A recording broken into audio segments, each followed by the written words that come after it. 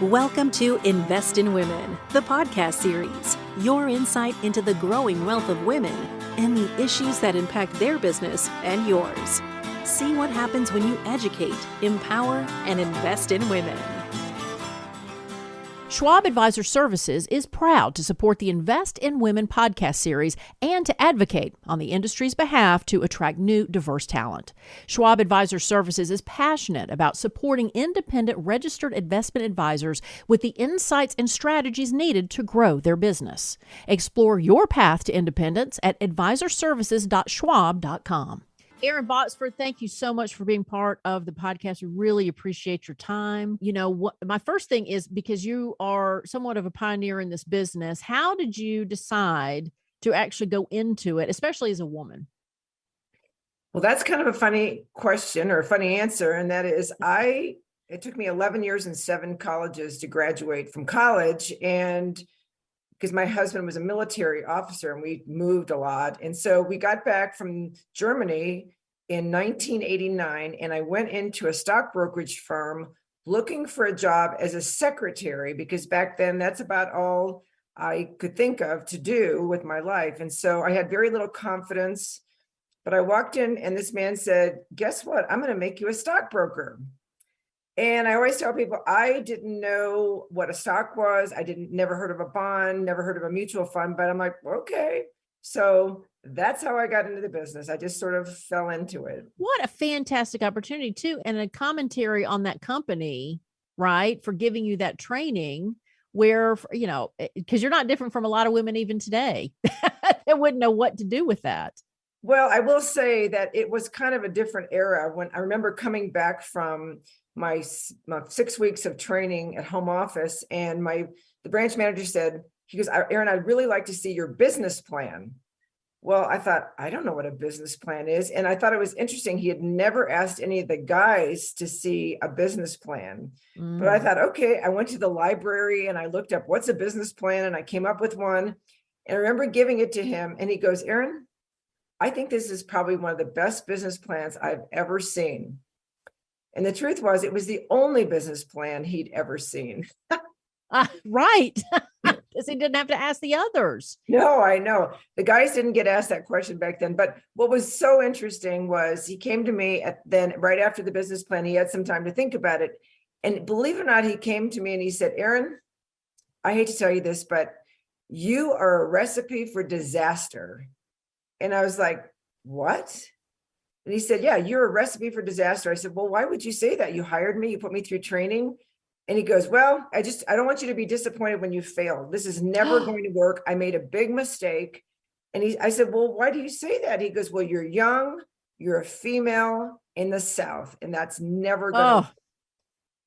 And you have to say, Melissa, that was kind of my first Scarlett O'Hara moment. And I looked at that man and I thought to myself, God is my witness, I'm going to prove this man wrong. So I love it. Well, you didn't dig a carrot. You didn't dig a carrot out of the ground when you said it, but still, I mean, for those Gone with the Wind experts. So when you talk about going into this job and you had a little confidence, you mentioned that. So I'm curious, not only this offensive comment and this challenge, but still, how in the world do you think you built that confidence? Where did that confidence come from to go from finding a secretarial position to ended up being very successful in this industry?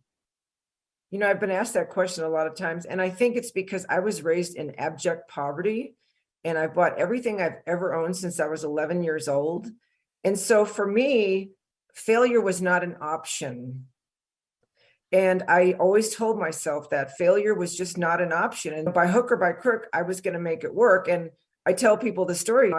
After a couple of years, I was feeling miserably. And the good news is my branch manager at the time was a different guy, said, I think you need to go get some business coaching. And that made all the difference in the world to me. Now, would you credit that for being that transition in your career? Is there a pivot point in your career, or did, like you said, just this grit that you had kept you propelling forward? No, there was a definite pivot point, and I like to tell that story. So I enrolled in some business coaching, and I just embraced it wholeheartedly, very diligent about it. And it was the third year, the 12th session, and something happened that literally changed my life. And our coach said, now stand up and find somebody to share your results with over the past 3 years. And so I stood up, I looked around the room, and I found this random guy standing there. And I said, hey, do you want to do the exercise together? He goes, yeah, let's do it. And I'm like, okay. Now, I was so excited about my progress. I wanted to go first. And so I was like, hey, I'm Erin Botsford. I'm from Dallas, Texas. And I said, 3 years ago, I was doing around $300,000 in personal production. I go, this year, I'm on target to do somewhere like 400 to 450. And I'm thinking to myself, like, woohoo, like, look at me. I was so happy with my progress. And then I tell people it was his turn. And he goes, hey, his name was Paul. He said, I'm from Virginia. And he said, 3 years ago, I was doing around 300,000 in production as well. And I thought to myself, well, look at that. We're just alike. And then Paul said the words I will never forget. He said, this year, I'm on target to do 3 million in production. And he said, I've built a whole team around myself, my business. All I do is go out and bring in new prospects, turn those prospects into clients. I turn them over to my team. And then, of course, his voice started wandering off because I'm like, what? I said, you went from 300,000 to 3 million in 3 years? He said, yep. And you don't meet with all of your clients for their review? Nope. And then, of course, the bell rings. It's time to go back to our seats. And I'm thinking, oh my gosh, did I miss a coaching session? I mean, did he go to a coaching program on Mars in addition to this one? I mean, I just couldn't imagine anybody getting those kind of results. So it's time to go back to our seats. And I'm stammering. I'm like, Paul, could I just buy a few hours of your time? And he was so gracious. And he said, yeah, in fact, why don't you come spend the day with me and my team? So literally as fast as I could get back to Texas, I made my husband come with me. My husband is an airline pilot. And I remember thinking, well, I want Bob to come with me because I need Bob to understand when Paul says, well, in order to get that kind of success, you're going to have to divorce your husband, sell your firstborn child. And I just needed Bob to understand why this was going to have to happen, right? So literally, Melissa, I spent one day with this very successful guy. And interestingly enough, most of the time, I kept waiting for him to give me steps. Now, what do I do next? Steps. But really, we talked about the mindset of achievement and setting goals and thinking bigger and having a big enough why. Why would I want to be uber successful, et cetera? Long story short, that one day was a game changer for me. And I remember going back, I had one part-time assistant. She was 20 years old. And I came back and I said to her, okay, here's the deal. I'm going to go out and bring in new business and you're going to do everything else. And fortunately for me, she was naive enough. She goes, okay. And the rest, as they say, is history. Because a few years later, I did 3 million, then 4 million, 5 million, and my business just kept growing. And it really was this dramatic shift in my thought process, my mindset. Yes, there was some to-dos along the way, but mostly it was believing that I could do the same thing. And it was kind of like that, Roger Bannister moment where, nobody had ever done the 4-minute mile or 3-minute mile. Right. And it just takes one person. And when you see one person can do it, and that's, I try and be a mentor to a lot of people that if I could do it with my background, are you kidding? Of course you can do it. Right. And that's what Paul was, for me. I think, yes. And if nobody knows that Roger Bannister story, I mean, it's fascinating how, yes, he broke the 4-minute mile. And then right after it, several people did after, right? Sure. Because they learned it could be done. Now, I don't want to generalize, but of course, this is a podcast for women. And I know that there's statistics out there talking about how, men will definitely apply for a job that they're not qualified for, but a woman will talk herself out of it if she's only 80% qualified or 85% qualified. And so with that, as you just mentioned, do you think that that is something that might be hampering some women in their business, is the fact that it's just the mentality of I'm not thinking big enough, as you learned in that meeting? I don't know. I'm not a psychologist. What I will say is I never looked at myself as a woman. So I didn't define myself or my abilities or my future. I was just a person, right? And I competed. I worked in the high net worth market, and I was always in a competitive situation. And 99.9% of the time, my competitors were men. And I looked at it as I had the advantage. I always took my femaleness, if I thought about it at all, which I typically did not, but I looked different from them. When I went into a meeting, into a prospect meeting, and I had a business suit with a skirt on, I looked differently from those guys who had their navy blue suits on. But on the other hand, it wasn't the clothes that I wore, it was what I said when I got in those meetings that won the day. And so I always encourage, I have a lot of female students that I mentor these days. And I'm like, I mean, forget the female male, just go do it, right? I mean, it's irrelevant what sex you are, in my humble opinion. Right. Just go out there and be a professional and show your stuff as a professional, and you'll win the day. Now, you had mentioned how you come from a poverty background, and here you are obtaining high net worth clients, and talk about how you were able to find these clients, work with these clients that might give some insight to others. Right. Well, there's a whole process that I developed over the years. It didn't come, in 15 minutes. But what I was able to do is, I take my students back in time and say, okay, when a prospect comes to see you, it's typically because they've had some kind of a triggering event in their life. Nobody just goes, oh, I'm going to go get a financial planner. Usually it's, I lost my job, I got a new job, my parents died, I have a grandchild. I mean, there's some triggering event that prompts people to come find a financial advisor. Well, in my case, it's like, I always say, which one of us wants to actually wait for that actual triggering event to happen? I mean, it might be years before somebody's parent died, or it might be years before they have a grandchild. So in my meetings, and what I teach my advisor students is, I learned the art of creating a triggering event in their minds. So a lot of times I would meet with people because they were referred by somebody else. They would come in not thinking maybe that they even needed a financial advisor. And I knew that walking in. And so what I was going to do, by a series of questions, I call them disturbing tracks. I had 22 different lines of questioning I could go down that would cause them to create these triggering events in their minds, going, oh my gosh, I never really thought about that. And I need to get this taken care of. And a lot of times it was things that were missing in their financial planning thus far. And so little things like I'd find out in a conversation that they had a lake house, and they would tell me that their lake house was in their own personal names. And I'd say, I find that interesting. And then I would provide a scenario. Okay, what if, I assume with your lake house, you have a boat. Yeah, we have a great boat. And I said, well, what if somebody at your lake house gets hurt skiing on the back of your boat? Do you realize that you're not only going to be sued for the value of your lake house, but because it's in your personal name, you're going to be sued for everything else you own? Like, were you aware of that? And usually like, no, I mean, why didn't anybody ever tell me that? And I'd be like, I don't know, but if we work together, we can get that fixed. So little things like that. There was 22 different places. And the nice thing about working in the high net worth market is they typically have a lot of these little holes. They have these things going on where they think they're set. They think they're in great shape. And I can point out just with this line of questioning that maybe not so much.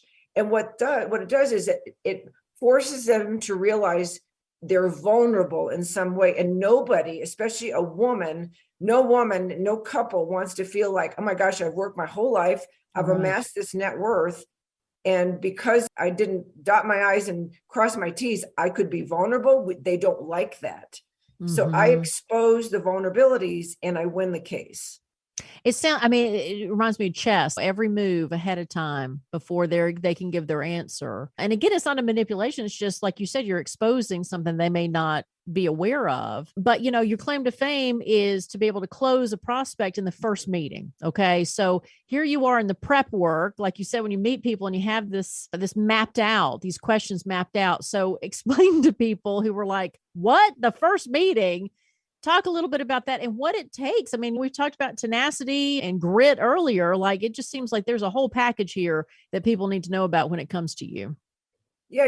What's interesting is what I do is not unique to me. And I know that because I've trained 860 advisors in the last 3 years to do exactly what I've done, and they're getting the same results. So this is not rocket science. It's like when you get in front of them, do this, do this, do this, and they'll say yes, right? So I didn't realize it, Melissa, at the very beginning. I didn't realize I was unconsciously competent, But Mhm. when I started teaching advisors, I had this guy who kind of followed me around and he wrote out the steps. He was like, okay, I see it. This is what you're doing.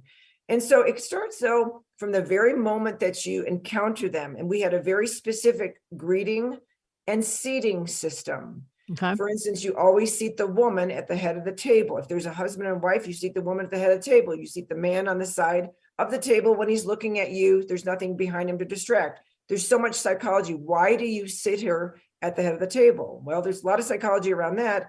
Okay, the next one is how do you get her? Because she's not going to gravitate toward the lead seat at the table. Well, I have a way to get her there to do that too. And, because as a woman, and any woman that's listening to this podcast, you and I both know we have a superpower, don't we? And I call that superpower, especially if you're in a relationship, I call that superpower absolute veto power. Absolutely. So as a woman, and usually it doesn't matter if she's a high-powered executive or she is a stay-at-home wife, there's usually in a relationship, and it doesn't matter whether it's a male-female relationship or two males or two females, there's typically a division of labor. One manages the finances, one does something else, right? Mhm. So what has to happen is both parties need to be engaged in that meeting, because if you lose one of them, especially if it's the woman, she's going to activate her superpower. That's right. And I say she's got absolute veto power if she feels ignored, marginalized. So I think one of the biggest mistakes our male competitors make is they leave her out of the conversation. They walk in and they go, hey, how about that Alabama-Tennessee game? Wasn't that amazing? And she didn't even watch it, right? So already they're behind the power curve. You have to, if there's two people in the relationship, you have to engage them. The other thing you have to realize is that opposites attract. If there are two people in a relationship that are going to be affected by this planning, both of them must be present when you do your approach talk, because they have competing interests. One of them will likely be motivated by safety and security. The other one will be like, yabba dabba do, what's the biggest returns I can get, right? Mm-hmm. So not knowing this at the beginning, if one of them shows up without the other, I just cancel the meeting, because my approach works best when I can appeal to both of their competing interests. And again, there's so much psychology that goes into this, but once you learn it, then it's just step 1, 2, 3. It's very simple, very easy. And the other thing I tell my advisor students is this, that you only have to get one high net worth client.